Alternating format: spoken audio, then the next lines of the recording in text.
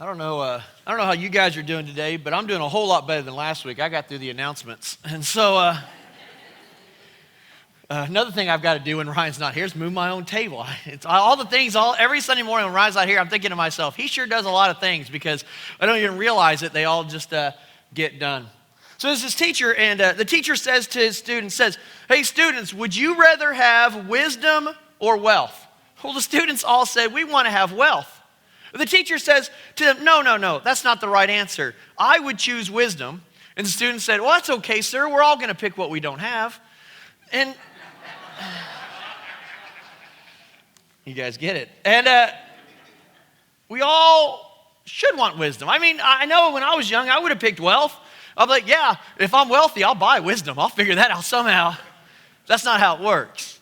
You see, we all need wisdom. And the world is searching for wisdom. It's searching for understanding. It's searching for discernment. I cannot tell you how many times I've prayed for my boys to have wisdom.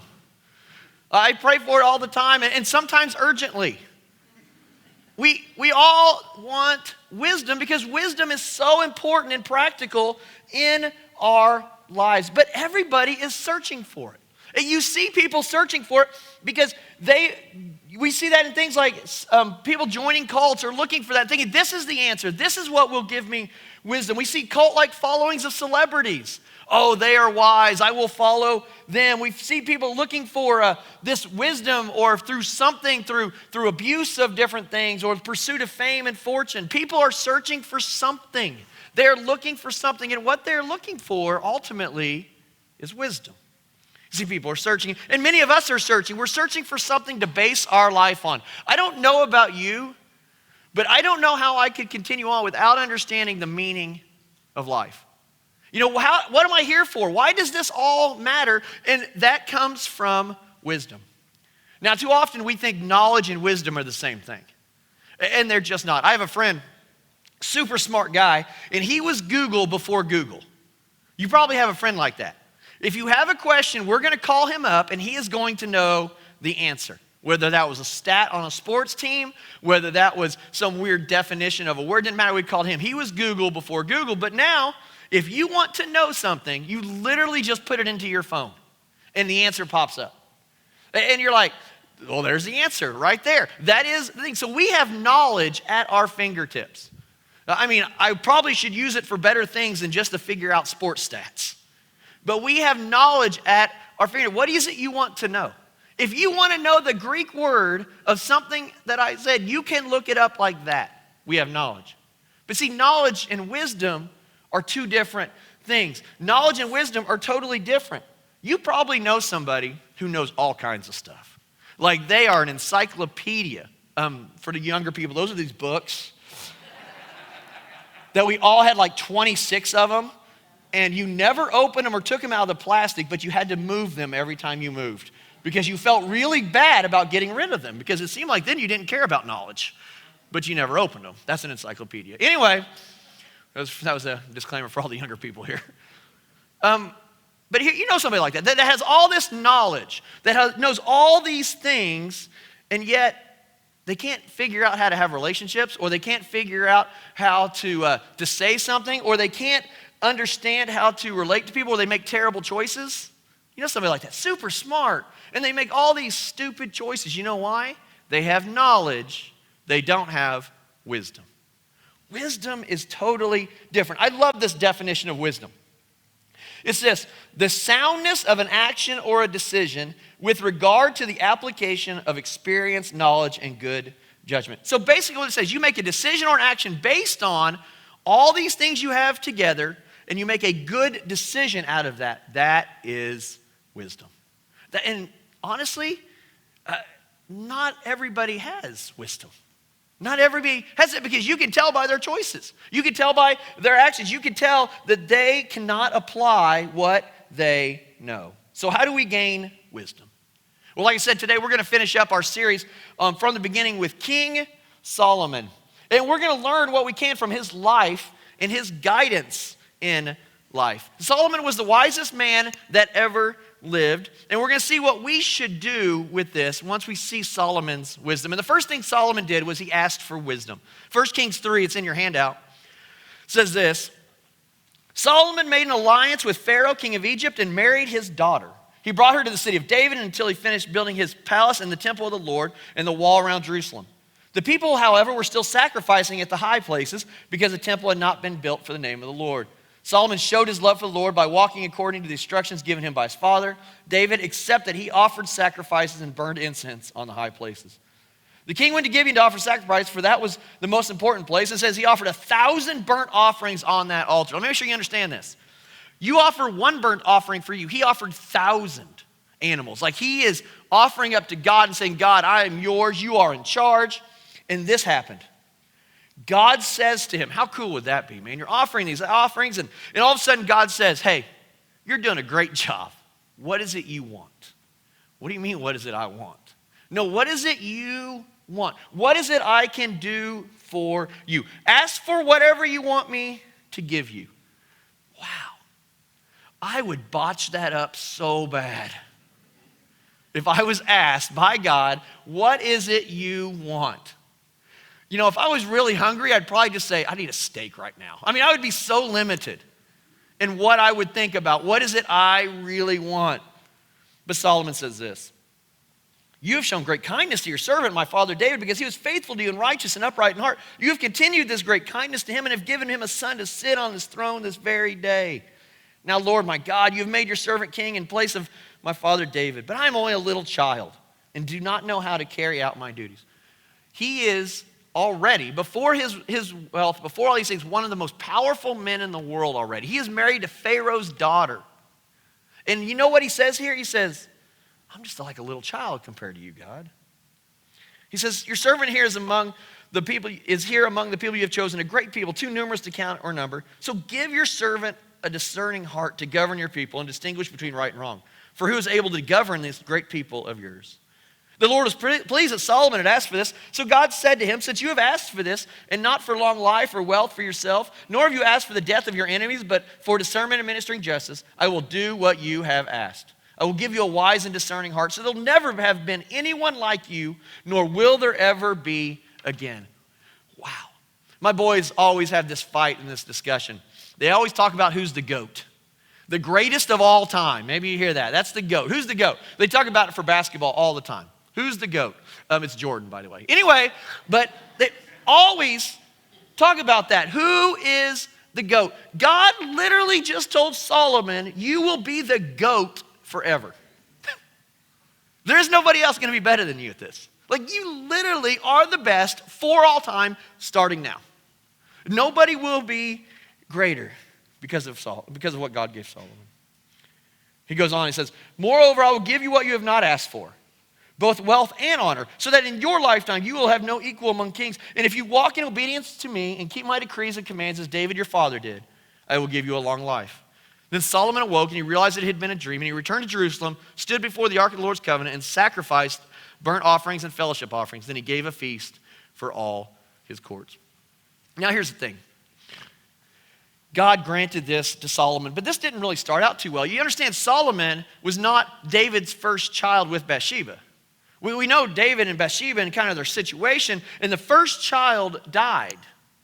But God still loved David, and he blessed David with Solomon, and now Solomon is going to be the one to carry on. Solomon is going to be the next king, and the reason God does this is because Solomon began his kingship by humbling himself before the Lord. So what did Solomon do by asking for wisdom and humbling himself? Solomon recognized the Lord's goodness and faithfulness to his people. Look at verse 6 again. You have shown great kindness to your servant and my father David because he is faithful to you and righteous and upright in heart. You have continued this great kindness to him and have given him a son to sit on his throne. You see, a key to wisdom is looking at the past. A key to wisdom is understanding the past. Have you ever heard the phrase, if you don't know the past, you are doomed to repeat it? Have you ever heard that? Here's another phrase I really like. It is by the great theologian, Bill Parcells. Bill Parcells is a football coach. He's not a great theologian. He says this. Bill Parcells says this. Past performance is the best predictor of future performance. Solomon understood that. Because Solomon had seen God take care of David, he'd seen God take care of him, and he knew that God was faithful, and he knew that God was going to be with him. He was looking at history, and that's the best way to predict the future. You know what I'm talking about. If someone is nice to you every time you see them, what do you assume will happen the next time you see them? They will be nice. If somebody punches you in the face every time you see them, what can you assume will happen the next time? Unless you get to them first. They're going to punch you in the face. Like, that is the past performance is the best indicator of future performance. And Solomon recognized this. He recognized that God's blessing and what he has already done. He knows that God is consistent. So wisdom starts with recognizing God's blessings in our life. We start with being thankful and say, God, thank you for what you have done. And then we see in verses 7 through 9, Solomon humbled himself. God, I am but a little child, and without you, I can't do anything. I need you. And the Lord promised to give Solomon whatever he asked. And Solomon, in his own wisdom already, asked for wisdom to rule his people. What Solomon did not do was ask for something just for himself. He said, God, bless me to bless your people. I don't know about you, but sometimes when I ask God for stuff, it's for me. It's for me. It's not really to bless anybody else. It's for me. This is what I want. But Solomon says, no, I need this so I can lead your people. You see, wisdom starts with recognizing God's blessing, and wisdom starts with putting God in charge. And because of all this, the Lord was pleased with Solomon and gave him not only the wisdom, but riches and fame and fortune, all honor, all these things. You see, God does bless when we humble ourselves to him. And for us to follow in Solomon's steps, we need to do the same thing. We need to ask for wisdom. Mark 11 says this. Truly, I tell you, if anyone says to this mountain, go throw yourself into the sea, and does not doubt in their heart, but believes that what they say will happen, it will be done for them. Therefore, I tell you, whatever you ask for in prayer, believe that you have received it, and it will be yours. I don't know if there are two harder scriptures and verses in the Bible to understand and for me to comprehend than that. I'll be honest. I mean, I've tried and I've prayed about stuff in faith and it hasn't happened, and I'm thinking to myself, but he clearly says this. But I think my problem way too often is what I'm asking for is for me. I'm not asking in faith to do what God wants me to do. I'm asking for myself. I mean, this doesn't mean that I can pray for a sweet new minivan, all right? I've been driving a minivan so long, the best thing I can think of is a new minivan. That's how limited I am in my car experience. I can't pray for a sweet new minivan, and that's what I get. That's not what this is saying. It's saying I need to be like Solomon and pray for something that uplifts God's people, that moves God's message forward, that is honoring to the Lord. But he does say for us to ask, because God wants us to have that in our lives. He wants us to have faith and love and wisdom and grace and forgiveness. He wants us to have those in abundance. So like Solomon, we ask God, God, will you give me wisdom? But I believe like Solomon, that starts with recognizing God's blessings in our lives and humbling ourselves. So how do we see Solomon's wisdom put into practice? Here's what happened. It's an amazing story. I've actually tried it in some form a little bit with my boys. It didn't work as good. But we see the example of Solomon's wisdom day to day in this. 1 Kings 3. Maybe you've heard this before. It says this. Now 2 prostitutes came to the king and stood before him. One of them said, pardon my lord, this woman and I live in the same house, and I had a baby while she was there with me. The third day after my baby was born, this woman also had a baby. We were alone, and Noah was in the house but the two of us. During the night, that woman's son died, and in the middle of the night, she switched the babies. So when I woke up, my baby was dead next to me, and she had the living one. But when I looked at the baby in the morning light, I realized that was not my child and that she had my child. The other lady says, no, that is not what happened. The first one says, no, the dead one is yours, the living one is mine. And so they started arguing before the king. I've had this happen at my house, not necessarily about the same topic, obviously, but other things. It's mine. No, it's mine. You took it first. Normally at our house, it's you called me a name first. That's why I hit you in the face. And so it's like you went first. No. And they're just arguing like kids. They are fighting in front of Solomon, the king, And remember, these are two prostitutes that actually had access to the king. And so they're fighting, and Solomon, stop, here's what we're going to do, he says. He says, this one says, my son is alive and your son is dead, while the other one says, no, your son is dead and mine is alive. The king said this, he said, bring me a sword. So they brought a sword for the king and then gave an order, cut the living child in two and give half to one and half to the other. The woman whose son was alive was deeply moved out of love for her son and said to the king, please, my lord, give her the living baby. Do not kill the baby. But the other said, neither I nor you shall have him. Cut him in two. Then the king gave his ruling, give the living baby to the first woman. Do not kill him. She is his mother. When all Israel heard the verdict the king had given, they held the king in awe because they saw that he had wisdom from God to administer justice. So wise. He knew what the mom would do. The mom would say, keep the baby alive. Me, and I tried to be wise, and I tried to use Solomon's approach in my house. When my boys were fighting over something, I said, all right, I'm going to cut it in half, and you can both have a piece. And they both look at me and go, all right. If I can't have it, he can't either. I'm thinking to myself, I guess this only works with babies. So I've tried to take Solomon's wisdom, and it didn't quite work, but wisdom, you see, is practical to the situation. Because we use our experiences and our problems, all these things, they come together, and we see wisdom in that moment. And that's what Solomon does here. He comes up with a great way to really decide who should have the baby. And Solomon was praised for his wisdom. And this is the primary illustration of Solomon's wisdom as a king. And he used his wisdom from God exactly what he said he would do with it. He said, I will govern well. I'll be honest. When I've prayed for things, whether it's wisdom or whatever it happens to be, normally it's so I can use it for me, and then I'll use it for God. Maybe you've been like that. God, if you would just bless me with these finances, I definitely would use them for you, but I know that I would mostly use them for me. Or God, I wish I had wisdom and I would use it for you, but I would use it mostly for me. And what Solomon does, though, is Solomon says, I am going to do exactly what I told you I was going to do with this God, and I am going to govern well. I am going to govern well. You see, when God gives us a gift, we use it for him. Not next week, but the week after, we're going to start a new series I'm really excited about. And it's about spiritual gifts and about our shape. How has God made us?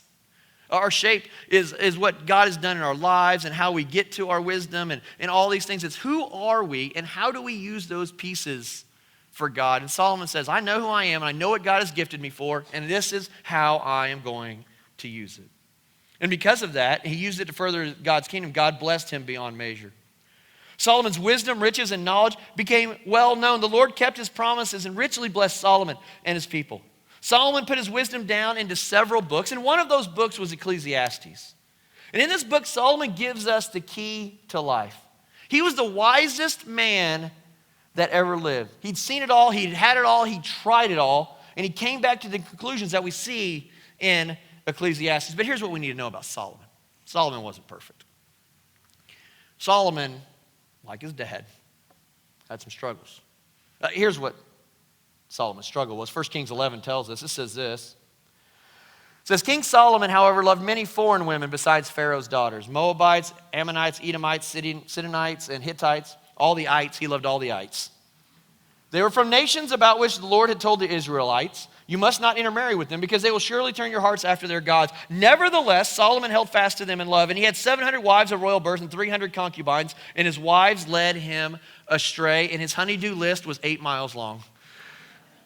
As Solomon grew old, his wives turned his heart from after other gods, and his heart was not fully devoted to the Lord his God, as the heart of David his father had been. Now, you may not understand what verse 5, 6 are going to tell us, but this is crazy. He followed Ashtaroth, the goddess of the Sidonians, and Molech, the detestable god of the Ammonites. So Solomon did evil in the eyes of the Lord. He did not follow the Lord completely as David, his father, had done. Solomon had a direct conversation with God, and God gave him wisdom, and yet Solomon still decided to not use his wisdom properly. You may not understand who Molech is. God Molech is disgusting, and that's why the Bible says detestable. Molech is the god that would have people sacrifice their babies by throwing them into a fiery pit. When Jesus talks about Gehenna, he talks about hell. He's describing this valley that is on fire. It smells like just burning, rotten bodies because that's what it is. Because people that followed Molech would take their babies and throw them into this pit. That's how disgusting Molech is. Molech is nasty. And the Bible tells us Solomon, even though he's that wise, followed him. He started to follow him. Of course, God wasn't happy with that. Of course, that was a problem. You see, Solomon, in all his wisdom, he still struggled. What's the meaning of life? What am I doing here? And he finally realized what it was. He writes Ecclesiastes. He goes, I've seen it all. I've tried it all. I've ate it. I've done it. You name it. I've been there. Because Solomon was the richest man in the world this time. Whether it was elaborate foods, whether it was women, whether it was some type of drug from some other, he tried them all. And he says, here is the meaning of life. He starts with Ecclesiastes 12, verse 1. He says this. Remember your Creator in the days of your youth, before the days of trouble come and the years approach, when you will say, I find no pleasure in them. Ecclesiastes is all these things he's done. He says, not this, it's not this. And he gets to the end of this book, and in this first verse, he says this. The wisest man who ever lived says this. Start with God. Start with God. You know why we were at camp last week? You know why the volunteers took off work to go to camp last week? Because they know this to be true. Ecclesiastes 12:1. Start with God. Start with God. And we love it whenever adults become Christians and they decide to do that. That is awesome. We love that. But we also know the statistics that 90% of people who don't become Christians by the time that they are 18 years old never will. Solomon realized all that. He knew all that. He didn't need the stats. He says, start with God. But that is why we prioritize children's and student ministries here, because we start with God. That is the foundation of life. It's the right place to start, because when all the troubles come, if you don't have a strong foundation, Jesus talks about this. When you build your house on the sand and the floodwaters come, it's going to be wiped away. Start with God. But the rest of the message of Ecclesiastes is an overview of all these worldly endeavors that Solomon attempted as substitutes for true wisdom and joy. And finally, at the end of 12, he says this. Now all has been heard. Here is the conclusion of the matter.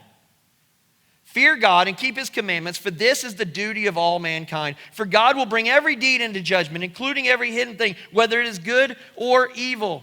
You see, Solomon is wrapping up his whole life of wisdom and all that he learned into 2 verses in a nutshell. Now we have to remember that Solomon lived under the law. So his description there was the best that he could do in his situation. I think, to paraphrase a little bit, that if Solomon were here today, under the new covenant, under Jesus, this is what he might say. He might say it like this. Give your life to Jesus and keep his commands. God knows our life, and only Jesus can save. You see, he was under the law, so he didn't understand that there was grace and there's mercy and that there's forgiveness. But he knew following God was the only right answer. It's the same idea. Put God first, the rest will work out. And the wisest man that ever lived says, start with God and continue in him.